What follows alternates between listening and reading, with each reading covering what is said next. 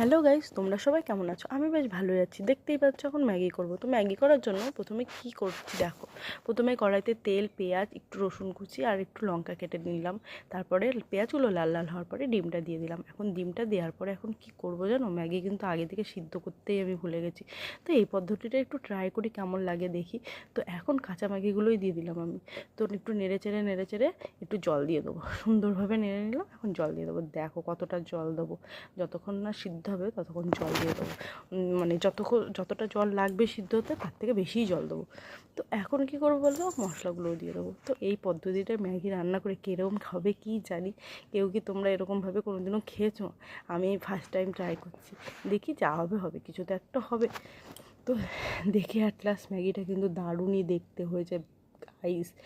খেতে কী হবে বলো তো, খেতে হয়েছিল দুর্দান্ত। তো এখন বাটিতে বেড়ে নিয়েছি, তো এখন খাবো। Yummy yummy